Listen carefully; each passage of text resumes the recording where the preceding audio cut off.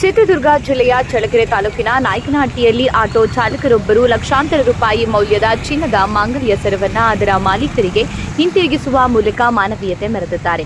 ಮಹದೇವಪುರದಿಂದ ಬಂದಿದ್ದ ದಂಪತಿಗಳು ಪ್ರಯಾಣದ ವೇಳೆ ಆಟೋದಲ್ಲಿ ಬ್ಯಾಗ್ ಬಿಟ್ಟು ಇಳಿದಿದ್ರು. ಬಳಿಕ ತೊರೆಕೊಲ್ಲಮನಹಳ್ಳಿಗೆ ತೆರಳುತ್ತಿದ್ದ ಆಟೋ ಚಾಲಕ ಮಲ್ಲಿಕಾರ್ಜುನ್ ಅವರಿಗೆ ಬ್ಯಾಗ್ ಕಾಣಿಸಿಕೊಂಡಿದೆ. ತಕ್ಷಣವೇ ಅವರು ನಾಯಕನಹಟ್ಟಿಗೆ ಮರಳಿ ಪ್ರಯಾಣಿಕರ ಬಗ್ಗೆ ಮಾಹಿತಿ ಕಲೆ ಹಾಕಿದ್ದಾರೆ. ಬ್ಯಾಗ್ನಲ್ಲಿ ಸುಮಾರು 5 ತೊಲೆದ 7,50,000 ಮೌಲ್ಯದ ಚಿನ್ನದ ಮಾಂಗಲ್ಯ ಸರ ಇರುವುದನ್ನು ಕಂಡು ಕೂಡ ಅದನ್ನು ತಮ್ಮ ಬಳಿ ಇಟ್ಟುಕೊಳ್ಳದೆ ನೇರವಾಗಿ ನಾಯಕನಹಟ್ಟಿ ಪೊಲೀಸ್ ಠಾಣೆಗೆ ಒಪ್ಪಿಸಿದ್ದಾರೆ.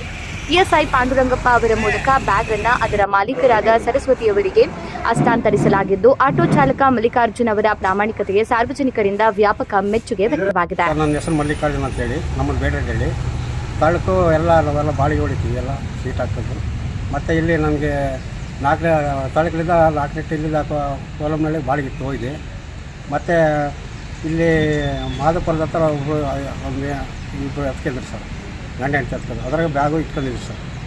ಅಲ್ಲಿ 4 ಬಸ್ ಸ್ಟ್ಯಾಂಡಾಗ ಇಳಿದ್ವಿ ಸರ್. ಅವರು ಇಳಿದ ಏಟಿಗೆ ನಮಗೆ ಕಾಸು ಕೊಟ್ಟರು ಸರ್, ಚಾರ್ಜ್.